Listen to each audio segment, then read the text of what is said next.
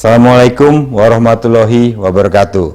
Saya Haji Anton Soekartono Surato, Wakil Ketua Komisi 1 DPR RI. Di mata saya, seorang Gus Dur alias Kiai Haji Abdurrahman Wahid tidak hanya sebagai seorang ulama yang besar, tetapi juga sebagai guru bangsa. Saya mengenang beliau dari sosok dan ceramahnya yang senantiasa menyebarkan nilai-nilai Islam yang rahmatan lil alamin. Dengan cara gaya humor dan bercanda yang jadi ciri khasnya, menjadi Gus Dur seorang pribadi yang diterima hampir seluruh kalangan di Republik ini. Tentu kita berharap akan lahir Gus Dur-Gus Dur baru, warisan bangsa yang demokratis. Wassalamualaikum warahmatullahi wabarakatuh. Kembali lagi di Cahyati spesial mengenang Kiai Haji Abdurrahman Wahid.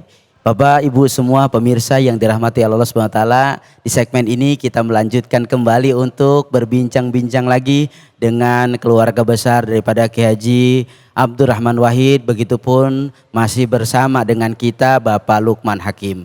Insya Allah mereka akan membagi banyak sekali cerita buat kita semua. Saya kembali ke Bapak Lukman Hakim.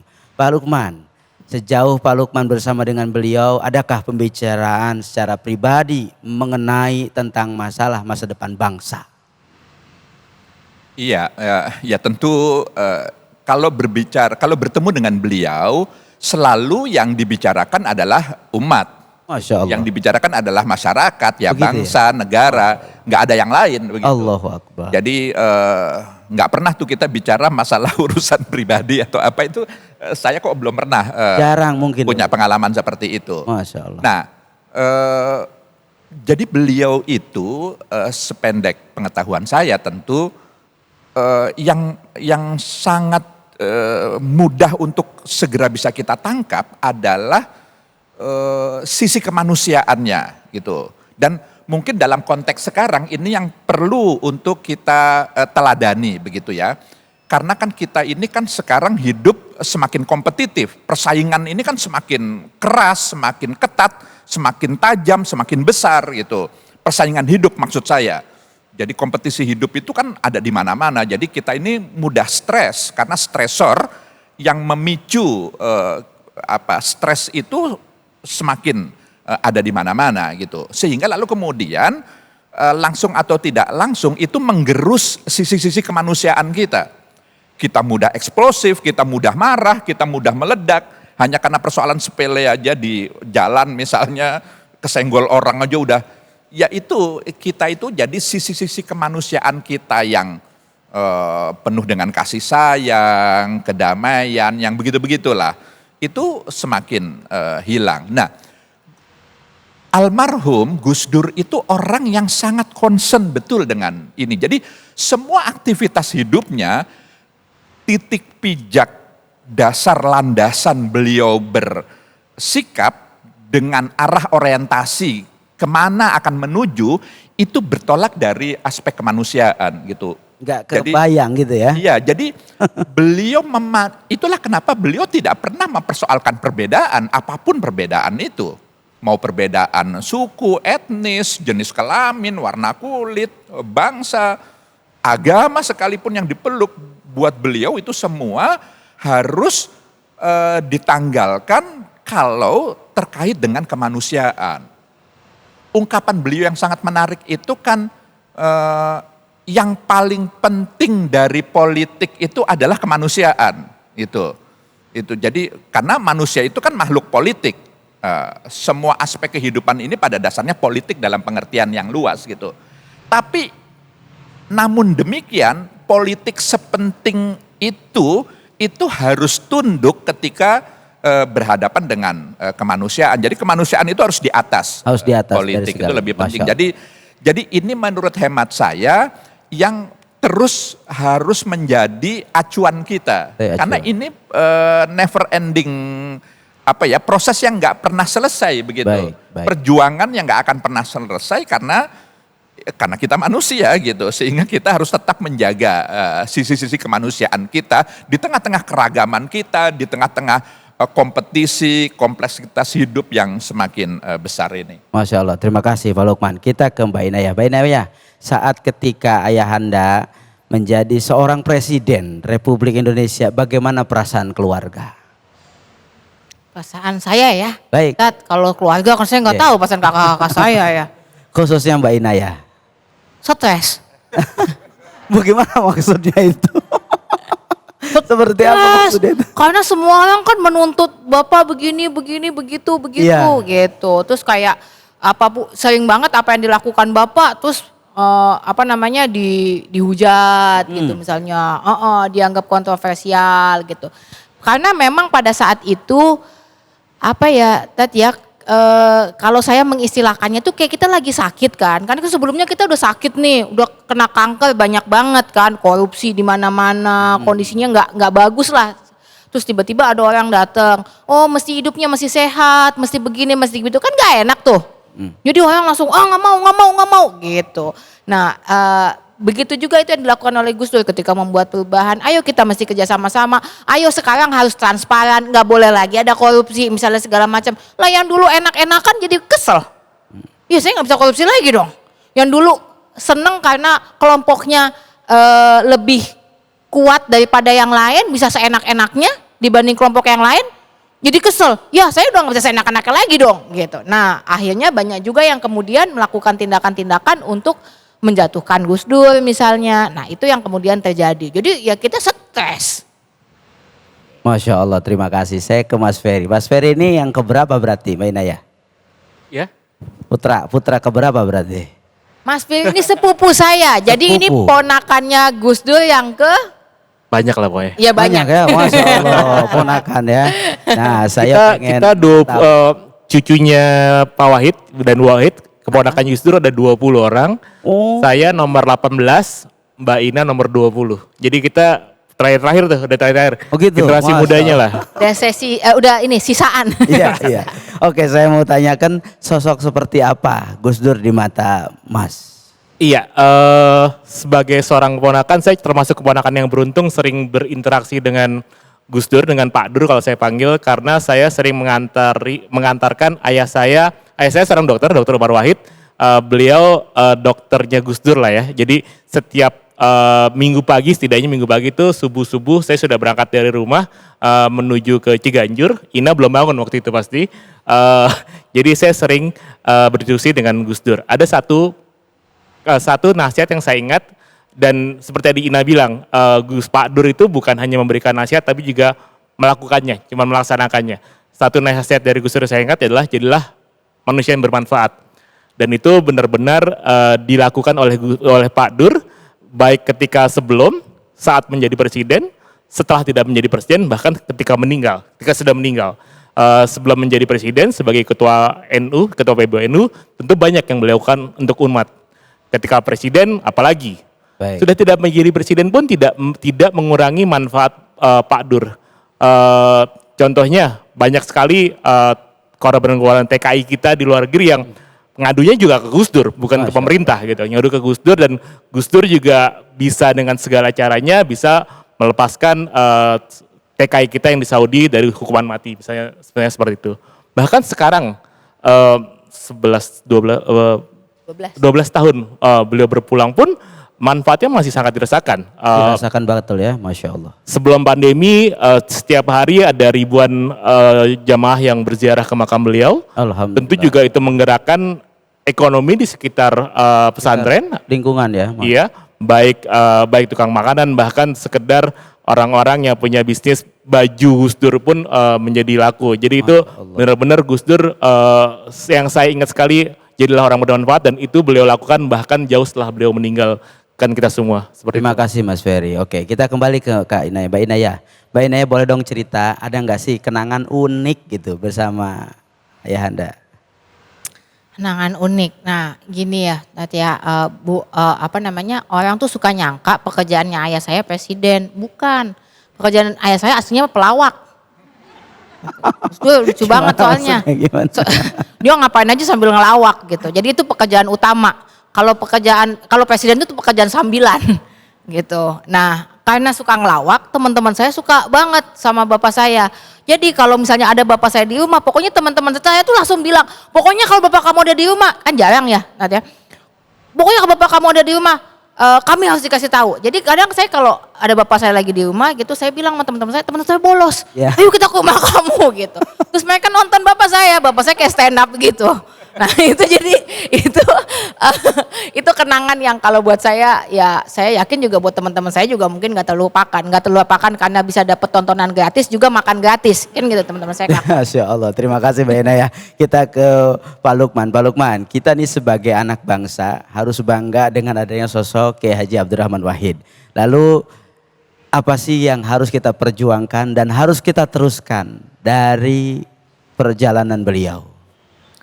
Iya, seperti tadi nilai ya. Jadi sekarang ini menurut hemat saya kita kekurangan nilai.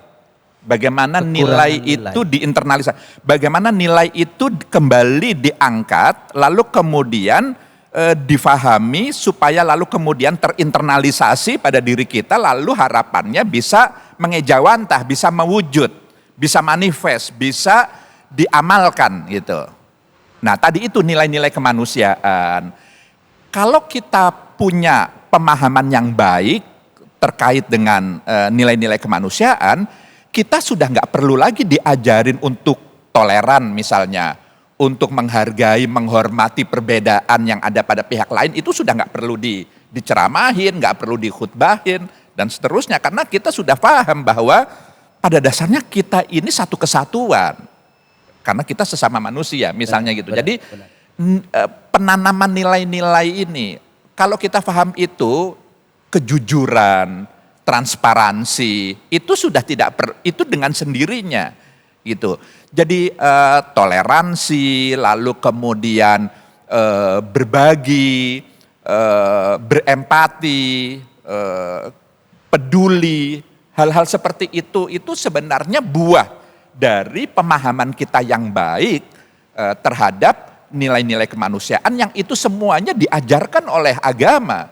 Jadi semua agama mengajarkan itu semua. Nah, maka bagaimana kita belajar agama itu jangan hanya berhenti sampai kulit luarnya saja, tapi harus sampai masuk kepada substansi, kepada inti pokok ajaran agama itu, yaitu tadi itu nilai-nilai kemanusiaan itu gitu. Sehingga lalu kemudian buahnya bisa kita rasakan bersama. Baik. Saya pikir ini yang selama ini dilakukan oleh Gus Dur, yang selama ini diperjuangkan oleh beliau.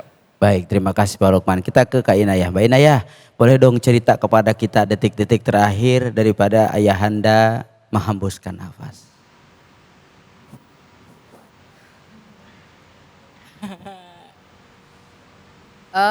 Kebetulan saya waktu itu bapak di rumah sakit gitu ya selama seminggu gitu. Terus saya yang jaga selama seminggu itu. Terus itu Kebetulan Mbak Inayah yang jaga. Iya. Masya Allah. Saya yang jaga hari Rabu itu bapak udah mulai bapak tuh berkali-kali bilang ayo kita pulang gitu. Saya benar-benar mikirnya bapak kan emang kalau di rumah sakit selalu bawaannya minta pulang. Tapi anehnya bapak selalu bilang pulang ke rumahmu gitu. Rumah yang mana pak? Ya ke Ciganjur pak. Enggak bukan di Ciganjur gitu. Masya Allah. Kemana pak? Ke Matraman. Bukan Matraman gitu. Ke Jombang. Bukan Jombang. Tapi jadi nggak mungkin mu itu M-nya gede gitu ya. Saya nggak paham waktu itu gitu. Terus kemudian yang saya ingat adalah begini. Gus Dur itu wafat jam 7 malam. 7 malam. Saya saat itu baru saja balik dari PMI untuk cari darah. Baik. Baru dapat, kemudian saya masuk ke ruang tunggu. Tiba-tiba waktu itu Pak Presiden SBY masuk ke dalam ruangan. Baik. Wajahnya sedih. Lalu kemudian beliau ngajak saya dan ibu berdoa. Wah saya udah kok feelingnya nggak enak. Penasaran kita udah beda gitu ya Mbak? Iya. Lalu kemudian ternyata beliau sudah wafat gitu. Nah, yang buat saya adalah jadi sesuatu yang luar biasa itu adalah nggak sampai 1 jam sejak Gus Dur dinyatakan meninggal. Masya Allah. Waktu itu kan ada di satu ruang jantung terpadu ya namanya gedungnya gitu. Gedung jantung terpadu itu di lantai 5. Nggak sampai 1 jam itu yang namanya manusia itu langsung membanjiri gedung itu. Allah. Benar-benar banjir, manusia tumpah ruah, semuanya pengen masuk, semuanya ingin lihat Bapak. Akbar. Sampai kami diusir dari rumah sakit karena mereka bilang kalau kalian nggak pergi sekarang, ini gedungnya ambruk karena nggak kuat. Gitu. Jadi kami akhirnya saking banyaknya. Allahu Akbar. Dan sejak saat itu dari rumah sakit sampai ke rumah, dan besoknya dari rumah sampai ke bandara, dari bandara Halim, terus kemudian dari bandara Juanda sampai ke Jombang itu manusia berjejer terus. Saya mau cerita dulu waktu dulu ayah saya kecil, waktu ayahnya meninggal, meninggalnya itu di Rumah Sakit Boromeus Bandung, dan waktu jenazah ayahnya dibawa ke ke Jakarta, itu orang berdiri di pinggir jalan. Masya Allah. Iya, Kiai Wahid Hashim itu. Gus Dur bilang gini, Masya Allah ini orang semuanya berdiri untuk ngasih penghormatan kepada Kiai Wahid Hashim. Masya Allah. Gak ada yang lebih baik daripada hidup dengan dicintai sebegini banyak orang. Allahu Akbar. Dan Gus Dur meninggal dalam kondisi yang bahkan lebih. Bagaimana orang kemudian berdiri, berjajar, rumah begitu penuh, hingga hari ini makam sekarang karena pandemi harus ditutup. Kalau nggak ditutup mungkin ribuan orang setiap hari datang gitu. Dan itu semua bukan karena beliau presiden, bukan, bukan.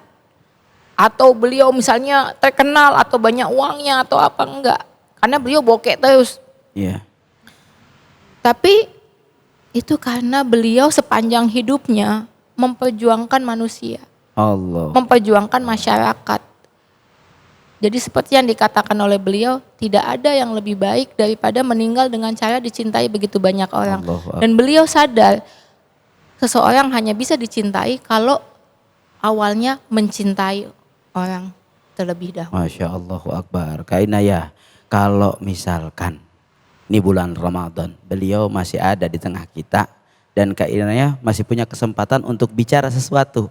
Apa yang mau disampaikan kepada ayah Anda?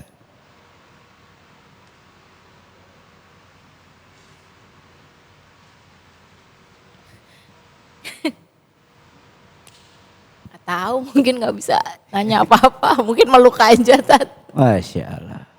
Boleh ditambahkan Mas Ferry.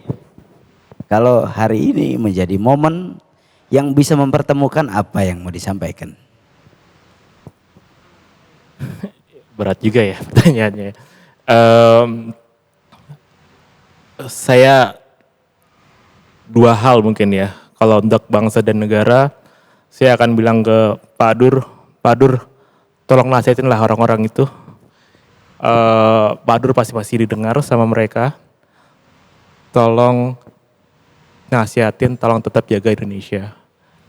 Kalau untuk keluarga, saya akan sangat berterima kasih kepada Pak Dur.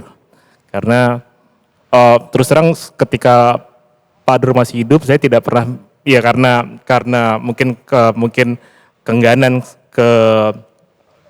saya untuk ngomong banyak ke beliau gitu ya. Saya tidak pernah secara terus terang secara gamblang gitu menyampaikan terima kasih ke beliau. Cuman kalau Pak Dur masih ada, saya ingin berterima kasih ke beliau telah mengajarkan kami semua, tidak hanya keluarga tapi bangsa, bagaimana menjadi manusia seperti tadi kata Pak Lukman, memanusiakan manusia. Itu sih. Saya mau bertanya juga ke Pak Lukman, kalau ini momen Ramadan dan beliau masih ada, apa yang Pak Lukman mau sampaikan kepada Kiai Haji Abdurrahman Wahid? Ya, menurut saya kalau Gus Dur ada di hadapan saya akan memohon ke beliau untuk Gus teruslah melucu. Masya Allah. Kita ini terlalu serius, kelewat serius, sehingga lalu kemudian dalam mempersoalkan hal-hal yang sebenarnya tidak prinsipil. Subhanallah. Gitu. Jadi stres masyarakat kita ini, tekanan yang dihadapi oleh masyarakat kita itu sudah luar biasa. Jadi butuh sosok-sosok, figur-figur yang menghibur sebenarnya. Tapi tidak hanya sekedar hiburan yang begitu saja. Karena kelebihan Gus Dur tadi disebut pelawak. Gus Dur itu kelebihannya guyonan-guyonan, humor-humor Gus Dur itu ada isinya. Itu ada hikmahnya, ada pesan yang disampaikan, tapi caranya dengan melucu, dengan jenaka. Jadi mungkin itu yang saya ingin sampaikan, karena sekarang ini kita butuh seperti itu. Baik, Masya Allah, terima kasih. Kita closing sebelum segmen ini berakhir. Mbak Inayah, silahkan closing sedikit tentang Gus Dur untuk kita semua. Gus Dur itu selalu bilang, gitu aja kok repot. Artinya apa? Artinya sebenarnya apa yang seharusnya kita lakukan itu sudah ada semua. Panduannya udah ada. Kalau kita sebagai muslim udah ada panduannya di Al-Quran. Kita sebagai warga negara sudah ada panduannya di undang-undang. Tinggal dijalanin aja. Kalau itu dijalanin, insya Allah sebenarnya semuanya gak repot. Kita nggak perlu berantem sendiri untuk hal-hal yang nggak penting, dan kita akan maju sebagai bangsa. Terima kasih Mbak Inayah. Mas Ferry, silahkan kesan pesannya. Iya, Gus Dur adalah manusia yang komplit ya. Dia bisa sebagai presiden, sebagai ketua umum PBNU, sebagai pengamat sepak bola, sebagai pelawak segala macam. Ya kita semua kehilangan beliau walaupun udah 12 tahun meninggalkan kita. Dan kayaknya masih cukup lama lagi untuk menemukan seseorang yang sosoknya mirip dengan Gus Dur. Pak Lukman, boleh sedikit untuk kita semua anak bangsa. Iya, saya pikir seperti yang saya katakan tadi, jadi nilai-nilai kemanusiaan itu mendasar buat saya dan prinsip. Satu poin yang saya ingin tambahkan, warisan Gus Dur yang juga jangan sampai terlupakan adalah keberpihakannya kepada perempuan.